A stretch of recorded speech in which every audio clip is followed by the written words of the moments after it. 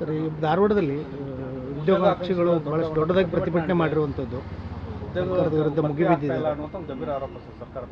ನೋಡಿ, ಭಾರತೀಯ ಜನತಾ ಪಾರ್ಟಿಯವರು ಅಧಿಕಾರದಲ್ಲಿದ್ದಾಗ ಅವರು ರೆಕ್ರೂಟ್ಮೆಂಟ್ ಮಾಡಲಿಲ್ಲ. ನಾವು ಇನಿಷಿಯಲಿ ಒಂದಷ್ಟು ರೆಕ್ರೂಟ್ಮೆಂಟ್ಸ್ ಎಲ್ಲ ಮಾಡಿದ್ದೇವೆ.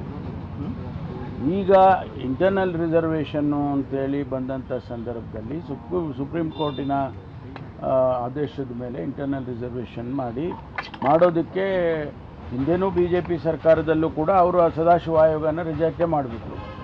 ನಾವು ಈಗ ಅದನ್ನು ಮಾಡಿ ರೆಕ್ರೂಟ್ಮೆಂಟನ್ನು ಕೂಡ ಪ್ರಾರಂಭ ಮಾಡಬೇಕು ಅನ್ನೋ ಅಷ್ಟರಲ್ಲಿ ಇನ್ನೂ ಗವರ್ನರ್ ಅವರು ಅದಕ್ಕೆ ಅಂಕಿತ ಹಾಕಿಲ್ಲ. ಅದಾದಮೇಲೆ ರೆಕ್ರೂಟ್ಮೆಂಟನ್ನು ನಾವು ಪ್ರಾರಂಭ ಮಾಡ್ತೀವಿ. ನಮ್ಮ ಇಲಾಖೆಯಲ್ಲಿ ಈಗಾಗಲೇ ನನಗೆ ಒಂದು 4,000 ಕಾನ್ಸ್ಟೇಬಲ್ಸಿಗೆ ರೆಕ್ರೂಟ್ ಮಾಡೋದಕ್ಕೆ ಪರ್ಮಿಷನ್ ಕೊಟ್ಟಿದ್ದಾರೆ. ಫೈನಾನ್ಸ್ ಡಿಪಾರ್ಟ್ಮೆಂಟ್ನವರು ಕ್ಲಿಯರ್ ಮಾಡಿದ್ದಾರೆ.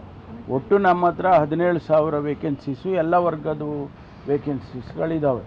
ಅದರಲ್ಲೇ ಕಾನ್ಸ್ಟೇಬಲರಿನಲ್ಲಿ ನಾವು ಒಂದು 9,000 10,000 ವೇಕೆನ್ಸೀಸು ಫಿಲಪ್ ಮಾಡಬೇಕು. ಅದಕ್ಕೀಗ ಪ್ರೋಸೆಸ್ ಪ್ರಾರಂಭ ಆಗಿದೆ. ಅದನ್ನು ನಾವು ನೋಟಿಫಿಕೇಷನ್ ಮಾಡಬೇಕು ಅನ್ನೋಷ್ಟರಲ್ಲಿ ಈ ಇಂಟರ್ನಲ್ ರಿಸರ್ವೇಷನ್ ಸಮಸ್ಯೆ ಬಂತು.